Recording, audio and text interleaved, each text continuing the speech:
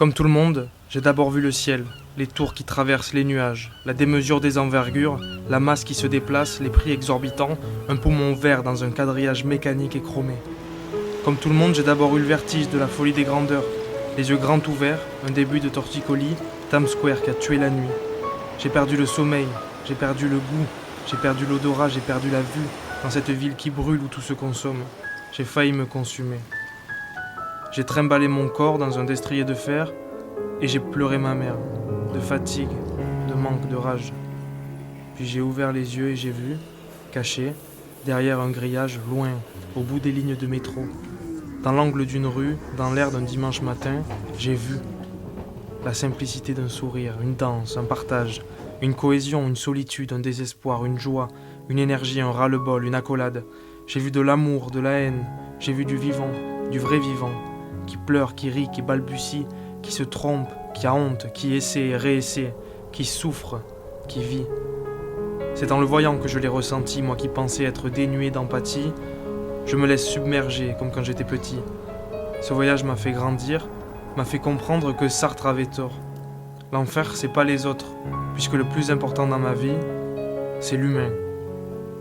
Et je ne peux pas parler d'humain sans parler de Rosario, un Sicilien d'Amérique avec qui j'ai partagé ma vie dans le Queens pendant 1 mois.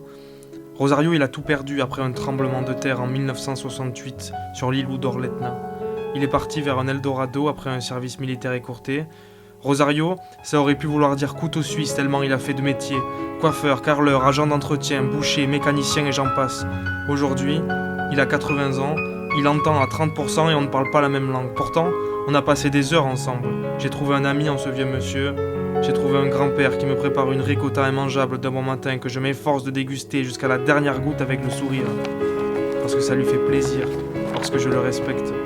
Rosario, il a mal aux oreilles, aux yeux, aux épaules et au dos. Ça fait des semaines que ça dure et qu'il fait des allers-retours à l'hosto. Rosario me salue tous les jours, il m'apprend à cuisiner des pâtes à l'italienne, à entretenir un Vespa, un Lambretta, à jardiner, à couper un filet de poulet. Il me fait découvrir la vieille musique italienne qu'il collectionne dans sa pièce secrète digne d'un véritable musée. Quand je ne sais pas, il me dit d'un air amusé « You're too young ».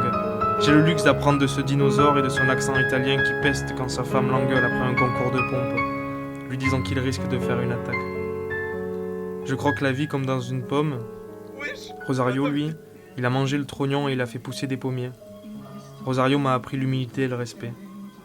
Je suis parti pour le travail, je suis resté pour l'initiation. J'ai trouvé dans les autres ce que je cherchais en moi. J'avais 21 ans, j'ai toujours 21 ans, mais j'ai l'impression d'avoir soufflé quelques bougies. Alors merci le monde.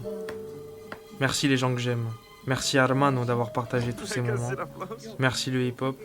Et Rosario, grazie mille.